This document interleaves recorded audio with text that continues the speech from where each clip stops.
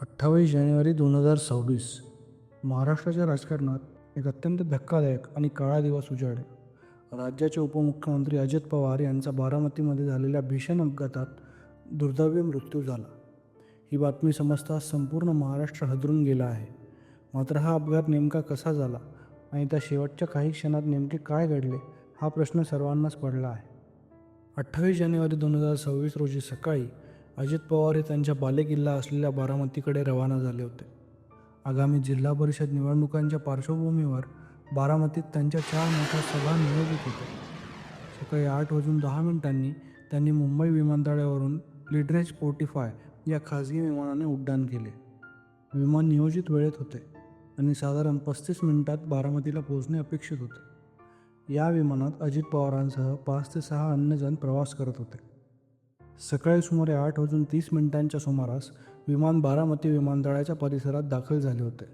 मात्र परिसरात प्रचंड धुके असल्याने व्हिजिबिलिटी खूपच कमी होती.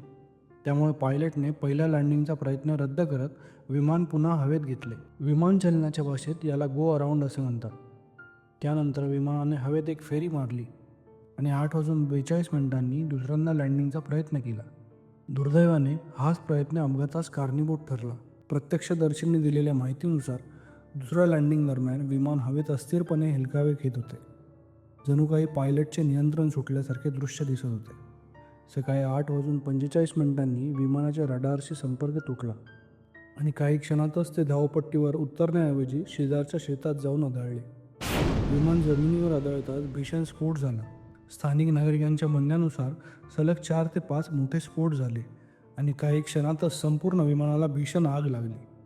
आगीची तीव्रता इतकी होती की घटनास्थळी जाणे देखील अशक्य होते. स्थानिक नागरिक आणि अग्निशमन दलाने आग आटोक्यात आणण्याचा प्रयत्न केला. मात्र दुर्दैवाने विमानातील एकाही व्यक्तीचा जीव वाचवता आला नाही. या दुर्घटनेनंतर विमानाच्या सुरक्षिततेबाबत गंभीर प्रश्न उपस्थित करण्यात आले आहे. हे विमान VSR व्हेंचर्स या कंपनीचे असून ते सुमारे 16 वर्ष जुने होते. विशेष म्हणजे याच कंपनीच्या एका विमानाचा 2023 मुंबई विमानतळावरही अपघात झाला होता.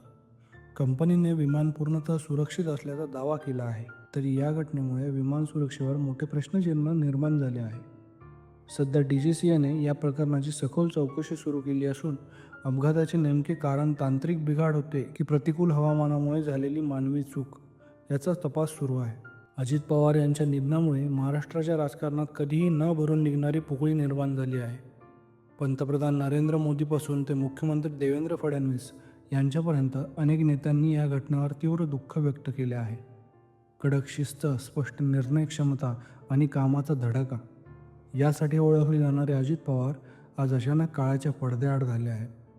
त्यांच्या निधनाने संपूर्ण बारामतीसह महाराष्ट्रावर शोककळा पसरली असून राज्य सरकारने 3 दिवसाचा दुखवटा जाहीर केला आहे.